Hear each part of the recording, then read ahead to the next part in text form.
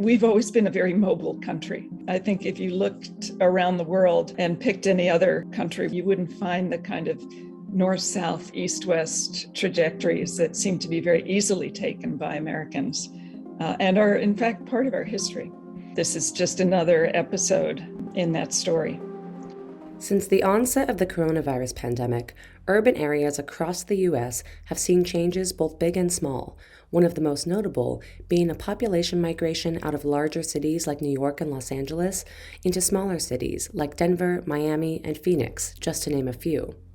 This migration was in motion before COVID-19, but it accelerated as remote work became an option for millions of people, many of whom sought out more space and a lower cost of living. It seems as if some neglected cities elsewhere in the U.S. will be benefiting from some of these movements. This is a very fluid time, I think, of migration across the country in many directions. The number of people who made permanent moves was up just 3% from March 2020 by February 2021. But when you take a closer look at a few of America's densest and most expensive cities, like New York and San Francisco, the data paints a different picture, with a large percentage of the population moving out of those metro regions. It's a shift that has had far-reaching impacts on cities both big and small when it comes to urban development, housing prices, and traffic flows. As remote work policies have spurred many people to change their location during the pandemic, some companies are still figuring out how to adapt to this new type of workforce. At Google, for example, the company announced in June that it had developed a tool for employees to see how their salary might change based on their region. The tool allows employees to request office changes or apply to become fully remote workers, and CEO Sundar Pichai announced plans for 20% of the company to permanently work remotely. Alex Kaufman lived and worked in San Francisco for 2 years before the shift to remote work allowed him to leave the city for the sunnier skies of Miami. While he says the move wasn't spurred specifically because of the pandemic, without the remote work option, he may not have been able to relocate. A lot of technology companies and sort of high-end financial companies, et cetera, focus on New York and San Francisco labor markets. That is changing quite quickly. But at the time, and I still believe this, it would be significantly more complicated for me to find an equivalent job in the Miami labor market. Kaufman says the high cost of living and taxes were contributing factors in his decision to move. Miami was a place where, when I visited, lots of construction, things being built.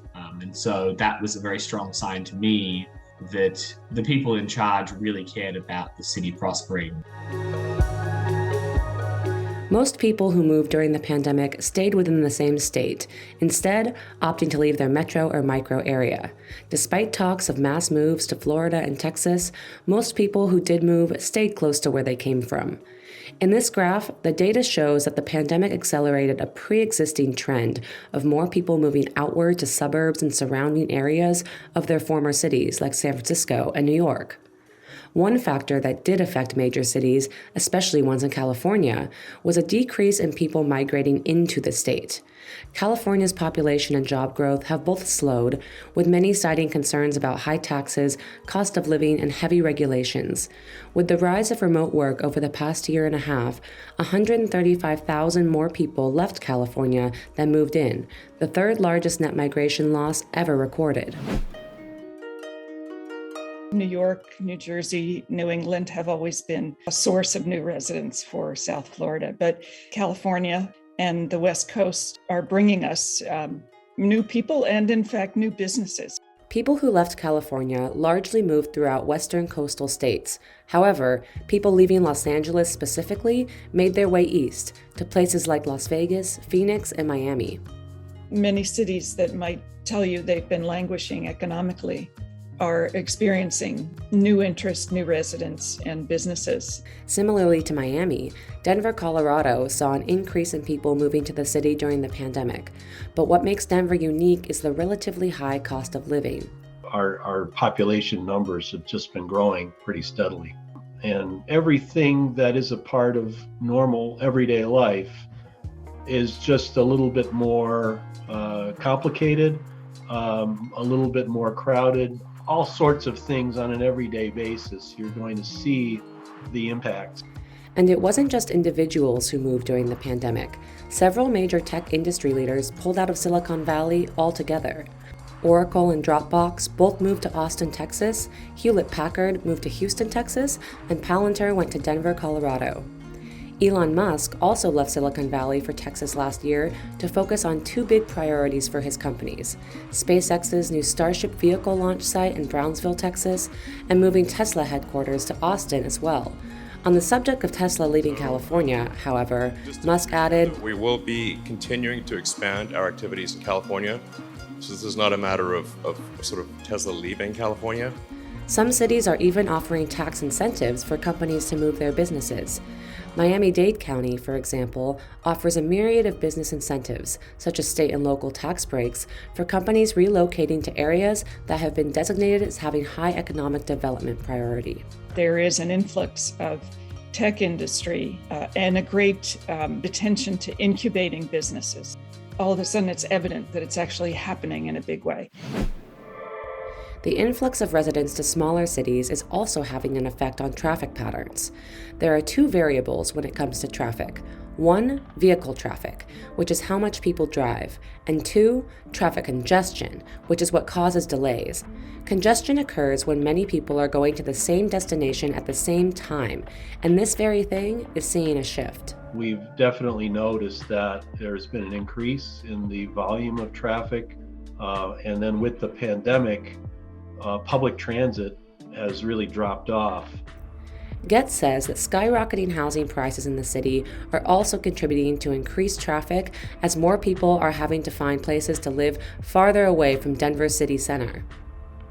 In contrast, Elizabeth Platter-Zyberk says the influx of new residents to Miami has created greater demand for a more walkable city. If you were to drive to the western reaches of South Florida, you would see pockets of walkable and less auto-dependent urbanism. In our area, it's definitely changed, I think largely by remote work. In bigger cities like Los Angeles, the once jaw-dropping empty freeways during COVID's early days have largely begun to fill up with cars again. So right when the pandemic began and California first entered a lockdown, traffic just plummeted to levels we have probably not seen in 100 years. And right now, with something close to, but of course not quite at a full reopening, we see congestion levels and traffic levels that rival pre-pandemic levels. So things have come back pretty fast. Manville says emptier city streets during the coronavirus pandemic brought into sharp focus just how unsafe the city's street networks are. And so I think it was very telling that early in the pandemic in California, you saw traffic crashes go down, right? Because the typical crash is just caused by vehicles being in close proximity to each other. But fatal crashes go up because fatal crashes are caused by speed. A shift in the use of public transit has also played a role in changing traffic patterns in big cities. We know that in New York City, the pandemic profoundly disrupted the largest public transit system in America, throwing it into financial turmoil. In Los Angeles, Michael Manville says public health agencies advise people not to take public transportation during the early months of COVID. And I think there's a hangover from that where people still really worry, perhaps rightly, perhaps wrongly, that riding public transportation might put them at risk of COVID. I will remain a remote worker, I believe, for the indefinite future, and I could return to the office, but I don't have to, and I don't really want to.